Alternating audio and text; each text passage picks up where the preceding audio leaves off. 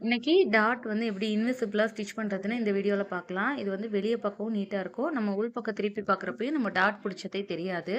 இந்த மாரி எப்படி ஃபினிஷ் பண்றதுன்னு பார்க்கலாம். ஃபர்ஸ்ட் வந்து லைனிங்ல நம்ம மார்க் பண்ணிக்கணும் டாட் எல்லாம். அப்புறம் மெயின் ஃபேப்ரிக் கட் பண்ணி எடுத்துக்கணும். கட் பண்ணி எடுத்துட்டு இப்போ டாட் மார்க் பண்ணியிருக்க சென்டர் டாட்ல தான் ஃபர்ஸ்ட் ஸ்டிச் பண்ண ஆரம்பிக்கணும். சென்டர் டாட்ல நடுவுல நம்ம முக்கோணம் போட்டிருப்போம்ல, அதுல வந்து ஒரு தையல் போட்டு நம்ம லைனிங்கையும் ஃபோல்ட் பண்ணிக்கணும். மெயின் ஃபேப்ரிக்கையும் ஃபோல்ட் பண்ணிக்கணும். ஃபோல்ட் பண்ணிட்டு நல்லா ப்ரெஸ் பண்ணிக்கணும். ப்ரெஸ் பண்ணால் ஸ்ட்ரெயிட்டாக லைன் மாதிரி நமக்கு ஃபார்ம் ஆகும் தையல் போட்டிருக்கிறது. அந்த தையல் போட்டிருக்கிறது கரெக்டாக தெரியிற மாதிரி நம்ம ஃபோல்ட் பண்ணிவிட்டு ஸ்டிச் பண்ணணும். இல்லைன்னா நமக்கு டாட்டோட மெஷர்மெண்ட் மாறிடும். அதனால் நீட்டாக அதை ப்ரெஸ் பண்ணிவிட்டு அதுக்கப்புறம் இதே மாதிரி நம்ம டாட் வந்து பிடிச்சிக்கணும். கரெக்டாக அந்த பாயிண்ட் வரைய தையல் போட்டுக்கணும். இந்த மாதிரி 3 டாட்டையுமே இதே மாதிரி தான் ஃபினிஷ் பண்ணணும்.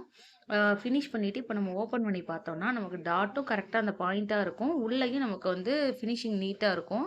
அந்த டாட்டே தெரியாது. இந்த டிப்ஸ் உங்களுக்கு பிடிச்சிருந்தா நீங்களும் ட்ரை பண்ணி பாருங்கள். தேங்க்யூ ஃபார் வாட்சிங்.